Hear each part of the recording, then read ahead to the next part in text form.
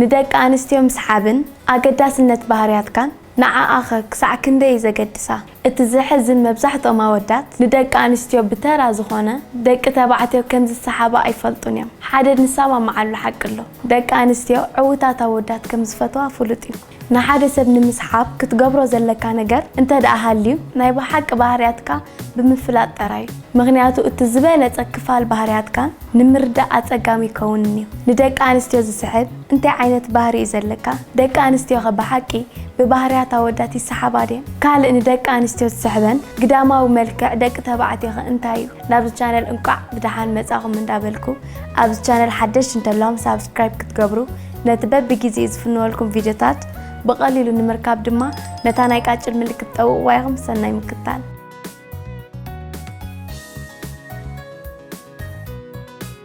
ندق أنستيو قداماو ملكع دسحبن ጭሕሚዩ ገሊኦም አወዳት ጭሕሚ ምቕምቃም ቅጽም ምውፃእ አጸጋም ስለ ዝኾነ ወይ ውን ክጸልእዎ ስለ ዝኽእሉ ኩሉ ሻዕ ጭሕሞም ይላጽይዎም እንተኾነ ግን ብዝተፈላለየ ባህሊ ኣብ ዝተፈላለየ ሃገራት ብዝተገብረ መጽናዕትታት ከም ዝሕብሮ ብዙሓት ደቂ ኣንስትዮ ጭሕሚ ዘለዎ ወዲን ዝመርጻ ብመሰረት እዚ መጽናዕቲ እዚ ብግቡእ ዝተቐምቀመ ጭሕሚ ገጽ ዘለዎም ዝያዳ ቡሱላትን ምልኩዓትን ከም ዝኾኑ ጌረንን ዝሪኦ ስለዚ ጭሕሚ ዘለዎ ወዲ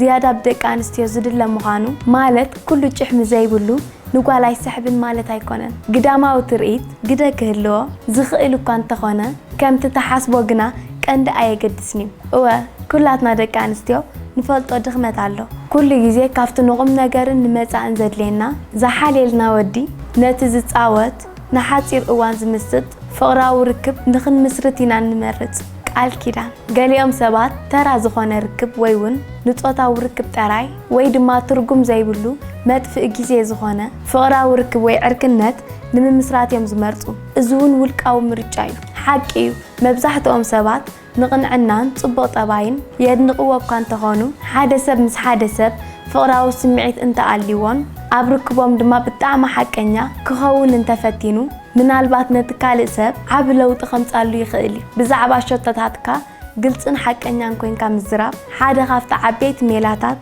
ናይ ፍቕራዊ ርክብ እዩ ብመሰረት ተመራመርቲ ስነ ልቦና ኣብ ፍቕራዊ ዝምድና ንሓፂር እዋን ብኣካላዊ ወይ ግዳማዊ መልክዕ ሰባት ክትስሕብ እኳ እንተኽኣልካ እቲ ቀንዲ ኣገዳሲ ግን ባህርያት ወዲ ሰብ እዩ ተዋዛያይ ምዃን ኣገዳሲ እዩ ሰባት ንሓደ እንዳተዋዘየ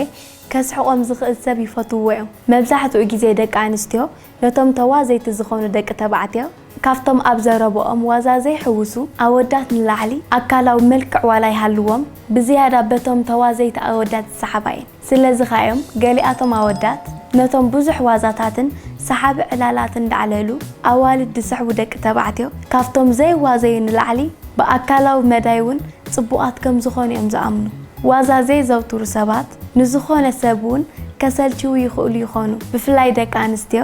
ዳስ ሓቐ ዘዘናግዕን ወዲ ይፈትዋ እየን ብመሰረት ተመራመርቲ ስነ ፍልጠት ውን ሂሞር ዘለዎም ደቂ ተባዕትዮ ብዝያዳ በላሕቲ ከም ዝመስሉ እዩ ዝእመን ገሊኦም ሰባት ሓደ ሰብ ብዛዕባ እቲ ዝገበሮ ነገር ክነግሮም ከሎ ብሰንኪ ክእለት ኣተዓላልልኡ ይፈትውዎ እዮም ሓደ መሳጢ ዛንታ ናይ ምንጋር ክእለት ዘለዎ ሰብ ውፅኢታዊ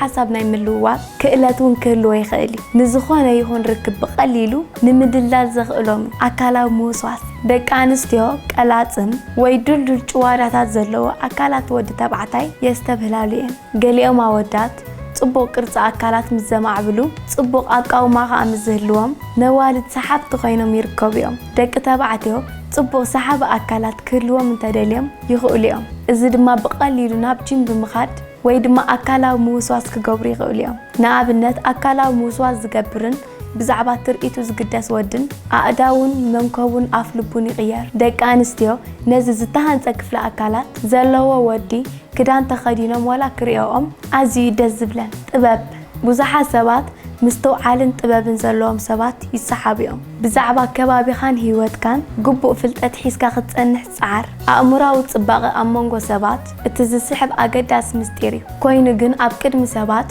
ጥበበኛ መሲልካ ምስ ትቐርብ መሳጥን ተሰማዕ ሰብ ክትከውን ትኽእል ኢኻ ብዙሓት ሰባት ዘይስተውዕሉሉ ሓቅታት ንስኻ ብዝፈለጥካዮ መጠን ዝያዳ ማራኺ ክትከውን ትኽእል ኢኻ ደቂ ኣንስትዮ ብፈላጣት ኣወዳት بزيادة يسحبا إن مبزعتو جزء فلات مهانون تأمينا نابزربو تسني لين زكاتاتلا طعمت أنا زلوا ودي كل سب بهذا بالشتاء يحق سيمش قال يوم عودات زدن تفترة طعمت أنا زلوا نايسنا لبونا سنة هيوت مصنعتات كم زحبرو دك أنستيو بزيهم كم زيهم زعمسوا لعودات يسحبين توسعي كأي حكدان زخدنا دك أنستيو نودات بزيادة يسحبين قالي عندك أنستيو صبغ صغر زلوا معودات فتوى قالي عندما صغر زي بلوم ملاتات وإذا تلات أي صغر زلوا دز زبلنون الله صبغ صغر انتلكا بقبوط صريت مكنخان نصغرها بتوعي ببلو زخانة عينتات شامبون زيتن بمتقام حلوه